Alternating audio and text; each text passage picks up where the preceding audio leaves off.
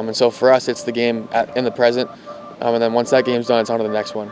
Today I'm going to show you guys how to create this seamless transition.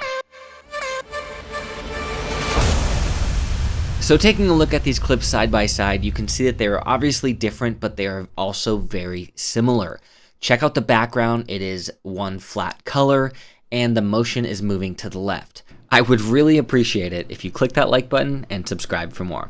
This effect is super simple as long as you have footage that works for it. So whenever you have a background that's pretty bright, you can simply drag that layer up and move another layer beneath it. And then if you click on your top layer and go to the effect controls under opacity and change it to multiply, well, guess what? That clip is actually going to show through because multiply is going to remove all of your highlights. So now all we have to do is actually align these together. That's how you do it. It's so simple. So for starters, what I like to do is I like to find a starting point where I want to start bringing that other clip in. So I'm going to start it right here. And as you can see, it starts to blend pretty seamless already. And I love this little last bit right here because it's kind of the motion, the blur, it's all working together seamlessly. But we got to do something. As you can see, we get to the end and we have this little flicker frame. So what I like to do is actually blend these even more once you set the multiply up. So what I'm going to do is hold Control on PC or Command on Mac, and it'll bring up this little plus sign where you can click on this line right here. This is your opacity. So click one to make a keyframe, click at the beginning to make a keyframe, and just simply drag that down at the beginning. So this will start that intro opacity at 0 and then slowly bring it up. And then I'm going to do the same towards the end once my clip is done.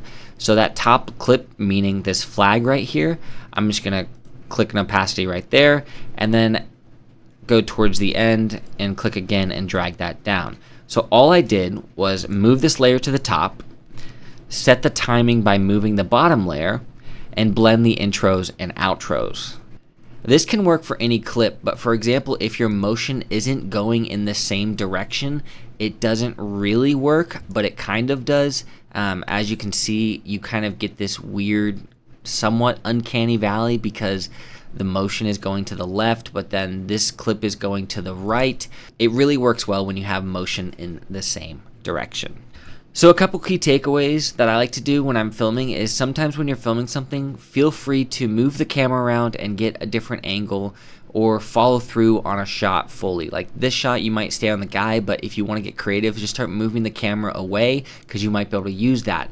Also, whenever I start a shot, sometimes I start on the sky and bring it down to the subject because you never know when you are going to want to try a transition like this. And also when I'm filming, I always try to get the shot and then move quickly to another shot because this movement right here could be another transition. So I could go from here into running on the field or anything. Basically, any movement that you have can be a blending spot for future transitions.